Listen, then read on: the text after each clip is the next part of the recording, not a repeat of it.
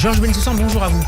Bonjour Steve Nager. Et merci d'avoir accepté notre invitation cet après-midi. Vous êtes historien, spécialiste de l'antisémitisme, de l'histoire de la Shoah et du sionisme. On vous doit notamment une histoire politique et intellectuelle du sionisme publiée en 2002, Juifs en pays arabe paru chez Talandier 10 ans plus tard. Vous avez également fait paraître plus récemment dans la collection Que sais-je, les origines du conflit israélo-arabe de 1870 à 1950, un livre qui a connu un grand succès de librairie, en particulier après les massacres du 7 octobre, un événement charnière, rupture, sur lequel vous avez souhaité revenir en historien. Dans une note publiée par la Fondation pour l'innovation politique, la Fondapol, l'étude s'intitule Les pogroms en Palestine avant la création de l'État d'Israël, entre 1830 et 1948. On ne peut comprendre le pogrom du 7 octobre 2023 si on ne le situe pas dans cette histoire d'une violence anti-juive sans limite en Palestine. C'est ce qu'écrit Dominique Régnier dans sa préface. Georges Bensoussan, qu'est-ce que l'absence de contextualisation, beaucoup plus large que celle évoquée et invoquée par le secrétaire général de l'ONU, Antonio Guterres, juste après le 7 octobre, nous fait perdre sur le sens réel et profond de ces pogroms du 7 octobre? D'une certaine façon, vous le dites dans la question, à savoir que l'absence de contextualisation ne permet pas de comprendre un événement. C'est-à-dire qu'on en fait un événement isolé, détaché d'un substrat, de ses racines, de sa sédimentation. Et du coup, soit on en fait un événement miraculeux, soit on en fait un événement dramatique. Enfin bref, on lui donne une dimension qui n'est jamais historique. Si vous prenez ce qui s'est passé le 7 octobre sans l'inscrire dans la certaine continuité, ça ne veut pas dire qu'il n'y a pas de rupture en même temps. Il peut y avoir les deux éléments. Dans la continuité d'une certaine hostilité à la présence juive en Palestine ou en terre d'Israël, comme on voudra, on ne comprend pas l'événement. Si vous prenez la Nakba, l'exode des Palestiniens, sans ce qui l'a précédé, c'est-à-dire sans le substrat du projet d'épuration ethnique concocté par la partie arabe contre les Juifs, qui s'est retourné contre eux en boomerang, vous ne comprenez pas la Nakba. Or, c'est précisément ce qui se passe dans tous les récits de propagande, c'est qu'on prend un événement, mais on oublie d'en notifier les racines. Alors ici, par exemple, en ce qui concerne le 7 octobre, bien sûr qu'il y a des éléments novateurs. Ça n'est pas vrai que c'est la stricte répétition de ce qui s'est passé, pas du tout. Mais dans la longue histoire de la persécution anti-juive, en particulier au XXe siècle, on ne peut pas ne pas faire le rapprochement avec ce qui s'est passé en 1929. Quand vous regardez ce qui s'est passé à Jérusalem et surtout à Hébron en 1929, en août 1929, quand vous lisez les rapports de la police anglaise ou les rapports des journalistes qui sont venus sur le terrain, dont le journaliste français Albert Londres, ou le sénateur français Justin Godard, qui était très philo-sioniste et qui avait créé une association France-Palestine pour soutenir le projet de création d'un État juif en Palestine, ou enfin d'un foyer national juif, comme on disait, eh bien, vous ne pouvez pas ne pas penser à certains récits de cruauté du 7 octobre. Vous citez également le témoignage d'un représentant du consulat français à Jérusalem qui parle de mutilation de personnes et d'enfants égorgés, lapidés. Il y a des scènes évidemment qui rappellent beaucoup. Qui rappellent le 7 octobre. Et c'est vrai également en 1948, lors des combats. Je ne parle pas de la guerre qui commence le 14 mai 48. Je parle des combats entre Palestiniens et Juifs avant le 14 mai 1948, avant la création de l'État d'Israël. Vous avez des mises en scène en matière de cruauté, d'orgie, de sadisme qui font penser effectivement au 7 octobre. Et même dans l'exposition des images, par exemple. Alors évidemment, il n'y a pas de caméra à l'époque. Exactement, bien avant les réseaux sociaux, bien avant les caméras GoPro. On sait très bien ce qu'ont fait les assassins du 7 octobre. Ils se sont filmés et ils ont diffusé ces images. Eh bien, en avril 1948, quand le convoi sanitaire est parti de Jérusalem pour rejoindre l'hôpital Hadassah, le 13 avril 1948, ce convoi est tombé en embuscade. L'embuscade a duré 6 heures à peu près. Au bout des 6 heures, les assaillants ont mis le feu au convoi. Il y a eu 77 victimes. Et ce qui est important à noter, c'est qu'ils ont fait des photos des cadavres qu'ils ont présentés dans des positions les plus obscènes ou les plus ignobles possibles. Et ces photos ont été publiées sous la forme de cartes postales à Jérusalem. C'est très peu connu, si vous voulez. Et une volonté d'horrifier aussi. Oui, cette volonté, c'est une volonté de terroriser le dhimmi juif qui est sorti de sa condition. C'est ça le sens profond. Il ne faut pas penser simplement que c'est un dérapage lié à la pathologie mentale. Non, il ne s'agit pas de cela. Il s'agit réellement d'un sens social. Et le sens social et politique de l'événement, c'est que le dhimmi ne doit jamais sortir de sa condition, sinon on la lui rappelle par cet abîme de cruauté. Et ça nous renvoie au début du 19e siècle, on va y revenir dans un instant. Georges Bensoussan, pour rester sur le 7 octobre, est-ce que le terme de pogrom vous semble plus approprié pour qualifier ces attaques survenues contre des Juifs principalement, mais dans un État, sur le territoire d'un État souverain, Oui. en l'occurrence l'État d'Israël. Vous avez raison. Alors le terme pogrom n'est pas du tout approprié. C'est un terme totalement inadéquat dans ce contexte. Pourquoi ? Parce qu'un pogrom, c'est le terme russe du 19e siècle, qui signifie tout détruire. C'est à l'origine la marche d'une foule spontanée, en tous les cas, qui se rue sur le quartier juif, dans un état généralement très aviné, très alcoolisé, et qui viole, et qui massacre, et qui tue, et qui vole, etc. Mais il y a quelque chose de spontané dans le pogrom. Bon, sans visée politique ? Non, il y a toujours une visée politique par le pouvoir tsariste qui vise à détourner la colère populaire sur la minorité juive. Donc il y a toujours une motivation politique. Il y a toujours des fomentateurs derrière le pogrom. Mais à l'origine, c'est quand même quelque chose de très spontané de la part de la foule. Ici, pas du tout. Ici, on a une opération de guerre qui est menée par 6000 terroristes qui entrent le matin du 7 octobre et ils ont préparé cela pendant au moins 1 an, sinon 18 mois. Donc ça n'a rien de spontané. Donc on a affaire à un massacre et un massacre de type génocidaire. C'est pas simplement un massacre où il s'agit de tuer par balle, par exemple, tous ceux qu'on trouve sur son chemin. Il s'agit d'éradiquer toute trace de présence israélienne et de présence juive sur ce territoire-là, dans cette même orgie de cruauté que j'ai mentionnée tout à l'heure. Et cette orgie de cruauté, elle a un sens, et en particulier les violences sexuelles. Elles ont un sens très précis. C'est qu'il faut ramener le juif israélien, c'est-à-dire sur le fond, le dhimmi, parce que les terroristes ne parlent jamais d'israéliens. Ils disent juif en permanence. Ce sont les médias qui traduisent mal Yahoud. Ils disent constamment Yahoud et non pas israélien. C'est parce qu'en fait, pour eux, ce sont bel et bien les Juifs de leur univers mental qui se sont soulevés, qui se sont rebellés, qu'il faut remettre à leur place. Il faut les mépriser, les humilier. Il faut les humilier. Ils ne doivent jamais sortir de cette condition de crainte existentielle, d'humiliation permanente. Et le viol de leurs femmes, c'est une façon de leur faire comprendre qu'ils ne sont rien. Et qu'ils sont totalement à la merci du maître musulman. C'est ça le sens politique aussi du massacre et de cette démonstration de cruauté. Et vous citez justement en ouverture de cette étude Albert Memmi qui rappelait que la vie des Juifs dans le monde arabe était, contrairement à certains mythes idylliques, souvent dominée par l'humiliation, la violence gratuite, le mépris aussi. Le statut de dhimmi auquel étaient soumis les Juifs, mais aussi les chrétiens, a façonné quelle représentation dominante des Juifs dans les mentalités locales ? La représentation dominante, disons avant la création de l'État d'Israël. Parce que la création de l'État d'Israël a ajouté une dimension haineuse qui n'existait pas forcément avant. La représentation dominante du juif en terre d'islam, c'est le mépris. C'est pas la haine. La haine, c'est la représentation dominante dans l'univers chrétien, où le juif a été diabolisé, et depuis déjà, non pas Saint Paul, mais depuis les évangiles, ou du moins le dernier des évangiles, l'évangile selon Saint Jean, où on lit cette phrase que les Juifs ont le diable pour père, il y a toute une diabolisation des Juifs qui prend surtout forme au 2e millénaire. Vous ne trouvez pas ça dans l'islam. Dans l'islam, vous avez surtout une économie psychique du mépris. Bon, le conflit israélo-arabe lui a donné une autre dimension. Au mépris s'est ajoutée la haine et les grands thèmes de l'antisémitisme européen sont venus irriguer l'antijudaïsme. Vous repérez un tournant après la Première Guerre mondiale ? Oui, bien sûr, avec l'islamisation du conflit. C'est-à-dire que quand le conflit démarre entre l'aspiration nationale juive et l'embryon de conscience nationale arabe de Palestine, mais c'est vraiment encore très embryonnaire, et ça ne touche que les élites arabes de l'époque, je parle de l'avant 1914, ça touche essentiellement les élites arabes chrétiennes. Pourquoi ?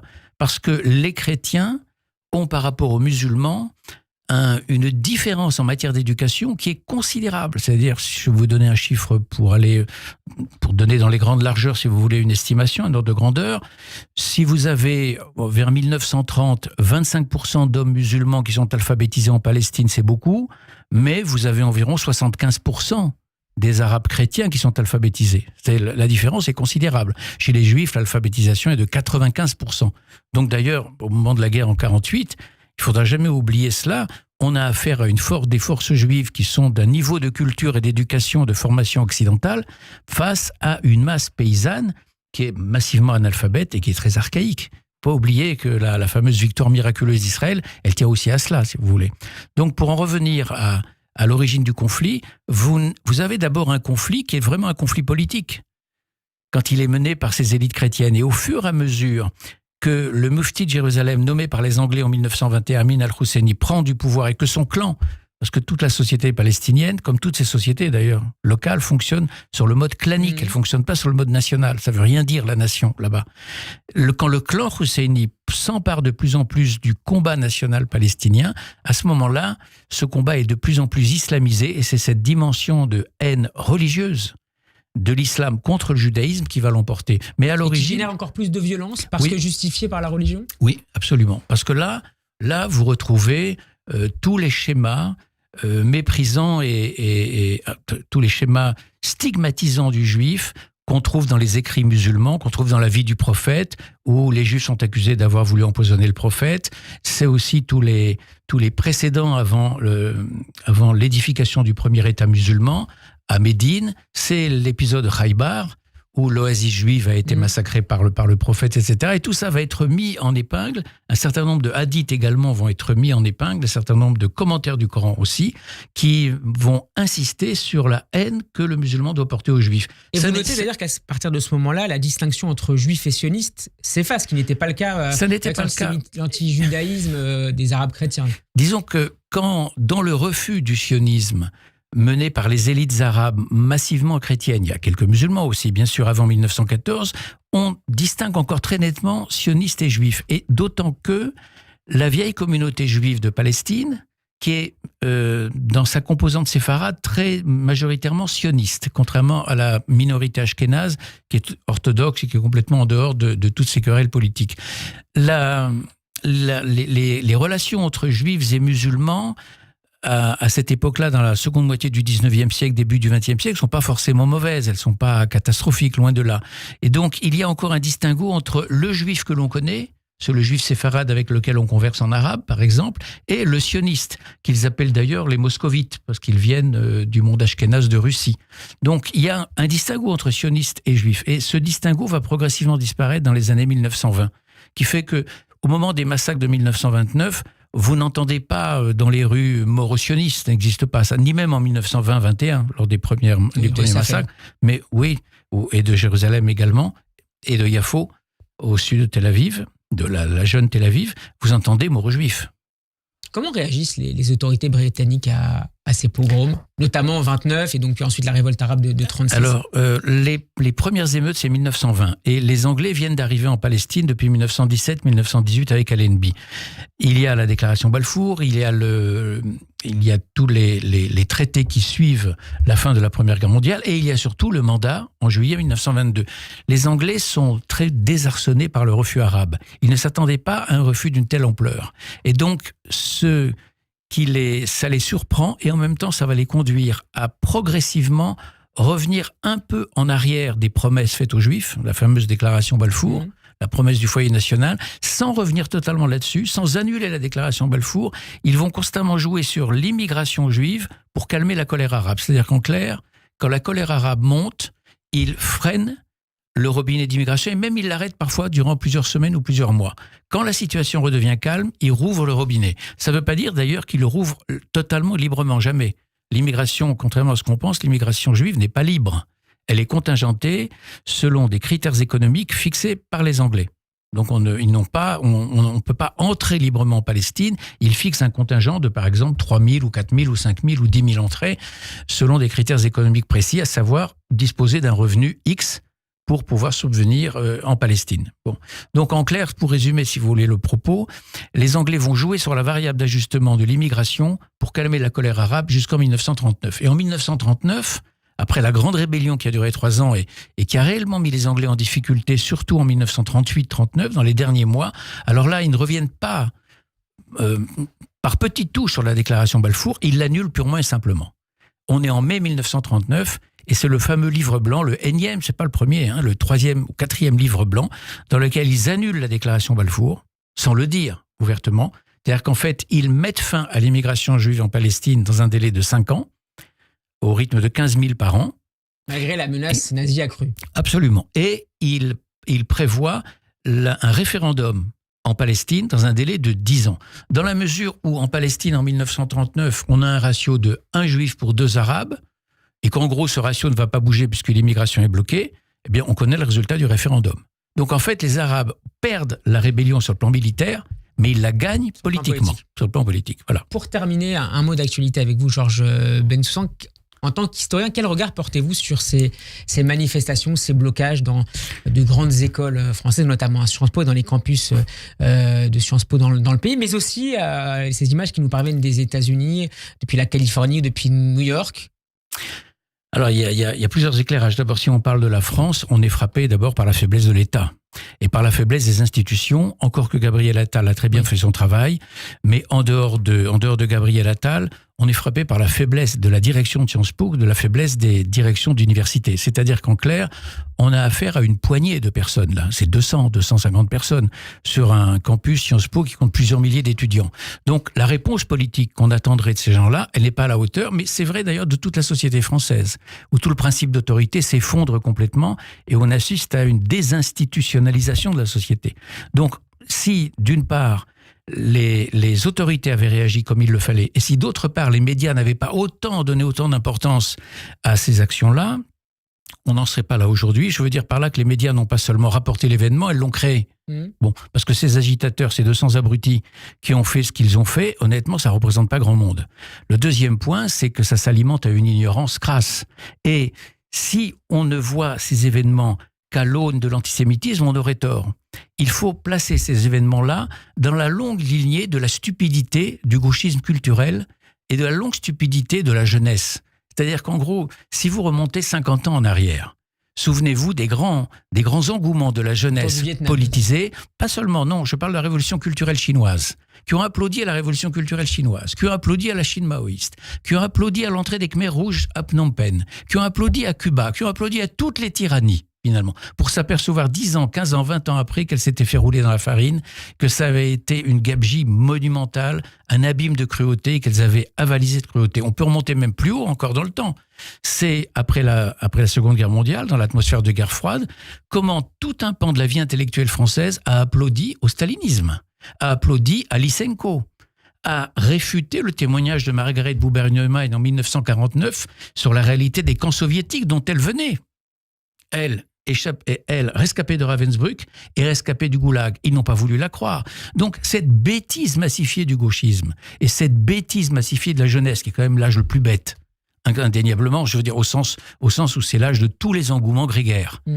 Il faut les replacer dans ce contexte-là, mais ça ne suffit pas comme explication. Je veux dire que cette étrange passion pour la Palestine qui est devenue la cause sacrée de l'humanité, on dirait que le salut de l'humanité dépend de ce petit bout de territoire. Si on le lit uniquement à l'aune, disons, selon des critères politiques, et si on ne le replace pas dans l'économie psychique du christianisme, du monde occidental et aussi du monde musulman, on ne comprend pas une telle disproportion dans l'investissement. Enfin, dans le monde musulman, quand, encore une fois, je l'ai dit tout à l'heure, je me répète ici, quand le juif sort de sa condition de soumission, il faut le ramener, il faut le frapper sur la tête, il faut le ramener dans une condition d'où il n'aurait jamais dû sortir. Mais même dans l'économie psychique du monde occidental, même si nous sommes dans un monde déchristianisé, nous avons encore des schémas de pensée qui sont imprégnés par un christianisme qui a eu du mal à faire une part aux juifs souverains, aux juifs indépendants, aux juifs qui relèvent la tête, si vous voulez. C'est-à-dire que dans les deux mondes, des monothéismes issus de l'islam, du judaïsme, on a beaucoup de mal à accepter une présence juive souveraine. Et alors, cette disproportion dans l'investissement pour la Palestine s'explique aussi par cela.